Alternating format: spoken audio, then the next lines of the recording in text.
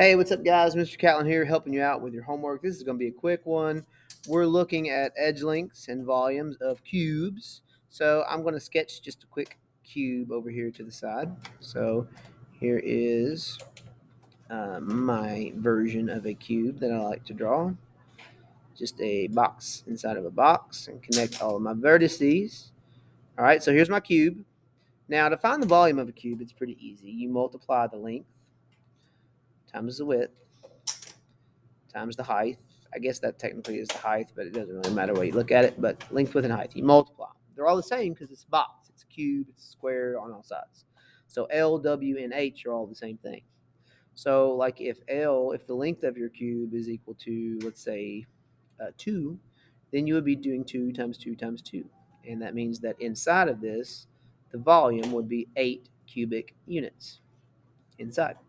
So what we learned was that we have like this list of perfect cubes. Whoa, sorry about that. Let me undo that. That's ugly.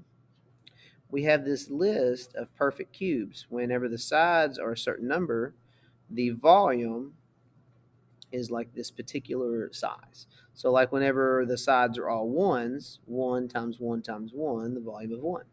When they're all 2, we just saw that it gives us 8. When it was a 3 by 3 by 3, 3 times 3 is 9, and 9 times 3 is 27. And then when all of the sides were 4, 4 times 4 is 16, and 16 times 4 is 64. And when all of the sides were 5, 5 times 5 is 25, and 25 times 5 is 125.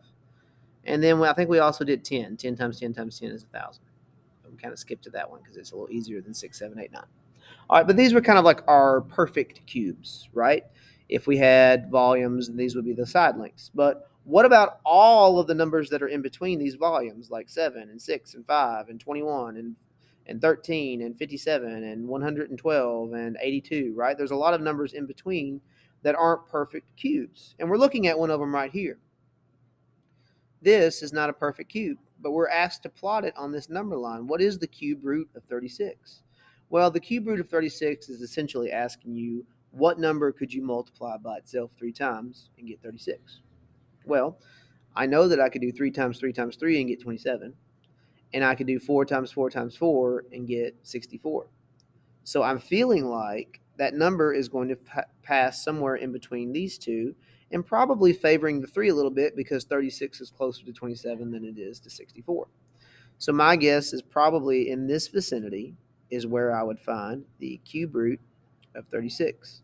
Now, we've already talked about root 36. That's the number you can multiply by itself and get 36. Now, that's 6 times 6. So that's going to go right here. This is square root of 36. And those are the two numbers that you had to plot. We're just talking about cube roots, man. It's easy stuff. And this little table right here and memorizing the numbers that go with these first 5 or 6 is going to be helpful whenever you're trying to approximate what cube roots are equal to, if you have to. Later, guys.